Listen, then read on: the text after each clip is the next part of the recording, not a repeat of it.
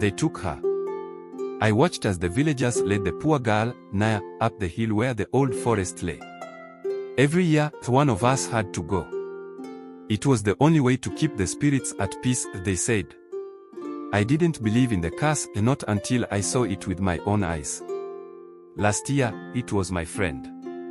This year, it was Naya. And no one who goes to the spirits ever comes back. Days after Naya's sacrifice, a stranger arrived in the village. He looked like any other man, but there was something in his eyes. He had come from far away, searching for a place to call home. When he met Naya's mother, his face changed. That's how I knew he was here because of her. This stranger didn't yet know the curse he had walked into. We didn't talk to outsiders about the curse. But this man, Kofi, didn't back down. He asked questions. Why was she taken? Who decides this? He wouldn't let it go. It felt strange to talk about it with someone who hadn't lived it. When I told him, he went quiet. He sat with Naya's mother, watching her cry. Then he looked at the forest and whispered, there has to be another way. Kofi wanted to know more about the spirits. No one answered him, so he went to see the elder. People whispered, worried that he was digging into things better left alone. But he didn't care. I was there when he asked the elder, why keep the curse going? The elder looked at him and said, because we must, or the spirits will come for us all. 4 days, Kofi went up to the forest edge, staring at the trees as if he could see the spirits within. He had this idea, a dangerous one. He believed he could face the spirits himself and ask them to end the curse. But he didn't understand. No one could survive the spirit's wrath. He said he'd rather try than let another soul be lost. Rumors spread. People said Kofi was planning something reckless, something that would only anger the spirits. The elders warned him to stay away from the forest, to let things be. But Kofi was stubborn. He wouldn't back down. The villagers started avoiding him, fearing what might happen if the spirits thought we wanted to defy them. One night, Kofi gathered a few of us to share his plan. He believed if he offered himself to the spirits, maybe they'd end the curse. This isn't just about one life, he said, but about stopping this forever. We were terrified for him. His plan felt like madness, but somehow, I understood. He loved Naya, even if they'd never met. And he was willing to risk everything for a chance at peace. The elders caught wind of Kofi's plan. They warned him one last time, saying he would only bring more pain to the village. But Kofi was resolute. If the spirits want a life, then let it be mine, he said. There was a quiet respect in his voice. It was like he had already accepted whatever fate awaited him. Before dawn, Kofi set out toward the forest. I followed at a distance, too afraid to let him go alone. As we reached the trees, he turned and asked, will you stay? I nodded, though my heart was racing.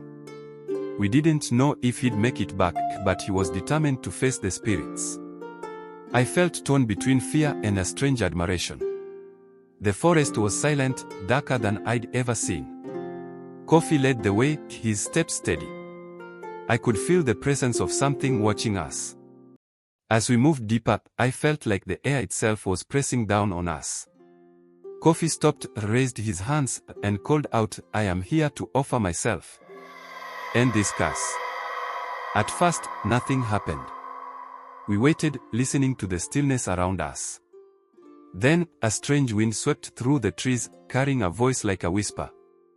Why do you come here, mortal? Kofi stood firm and answered, I come to end this curse. Take me instead.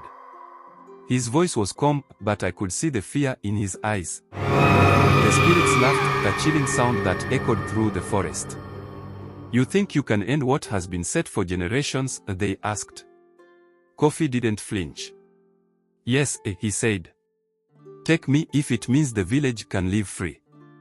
The spirits fell silent, as if considering his offer. I felt a glimmer of hope, though I didn't dare speak it. The spirits demanded proof of Kofi's bravery. They said he would have to face their trials, tests of courage and resolve. Kofi accepted, never looking back.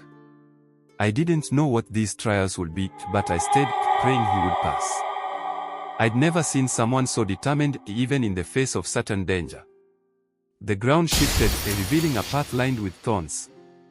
Kofi was told to walk through without flinching. He looked back at me, took a deep breath, and began. Each step tore at his feet, but he kept going, never showing pain. By the time he reached the end, his legs were bloodied, but he didn't complain. The spirits whispered, impressed. In the second trial, the spirits summoned images of people Kofi cared about, taunting him with fears of their suffering. He was told to ignore them, to prove his strength of heart. Kofi closed his eyes, tears streaming down his face as he resisted. I could feel the spirits watching closely, seeing if he'd give in. The third trial was the hardest. Kofi had to confront his own deepest fear, a vision of himself, powerless and alone. The spirits demanded he face this and not run. Kofi stood firm, looking his fears in the eye. I am here for love, he said softly. His voice carried through the silence, and I felt the weight of his words. After Kofi completed the trials, the spirits spoke again. You have proven your love, they said. We will consider your request. Kofi waited, holding his breath, hoping they would end the curse. The air was tense as we listened, each second stretching into eternity. The spirits fell silent, then a soft light filled the forest. It felt warm, peaceful. The curse had held for so long, but now there was a sense of release. For your bravery, we will lift this curse, the spirits said. Their voices sounded almost kind. I felt a tear slide down my cheek. Kofi had done it. Kofi and I made our way back to the village, both of us exhausted but relieved. The forest seemed lighter, as if a weight had been lifted. Kofi was weak from the trials, but he held himself tall. We didn't need to say anything, we both knew what this meant for the village. When we returned, the villagers were in awe. Kofi shared what had happened, how he had faced the spirits and won. There was a new respect in their eyes, a gratitude. The elders, who had doubted him, nodded in silent acceptance. Kofi was no longer just an outsider, he had become part of our story. With the curse lifted, the village felt alive again. People no longer lived in fear of the annual sacrifice. Families who had lost loved ones started to find peace, knowing the cycle of pain was over. Children laughed freely, elders gathered to tell stories of old, and Kofi's name became a part of those stories. The village wasn't just surviving, it was beginning to thrive. One day, Naya's mother came to Kofi. She held his hands, her eyes filled with gratitude and sorrow. You saved us all, she said. Naya would be grateful, too. Kofi listened, his face a mix of emotions. He had come here for Naya, and though he'd saved the village, he never got to know her. Naya's mother handed him a small pendant that had belonged to her daughter, as a reminder of what he'd fought for. With no need for sacrifices, the villagers searched for new ways to honor the spirits. They wanted to keep a connection, but not through fear. Kofi suggested a festival, where they could celebrate life, the forest, and the spirits who had spared them. The idea caught on, and the villagers began to plan a gathering of joy and remembrance instead of loss. When the day of the festival arrived, the village was transformed. People wore bright colors, danced, and sang songs of freedom and love. Kofi was at the center of it all, honored for his bravery. He looked around, taking in the smiling faces and joyful spirits. For the first time, the village was celebrating the spirits without fear, and Kofi felt at peace. As the festival ended, Kofi realized that his purpose in the village was shifting. He had come here as a stranger, then became a hero, and now he felt something else. Kofi decided he would stay in the village, but as a guide. He wanted to help people remember why they were safe, to never forget the sacrifices of the past, but also to show them a future without fear. The elders saw Kofi's commitment and offered him a role as an advisor, a link between the village and the spirits.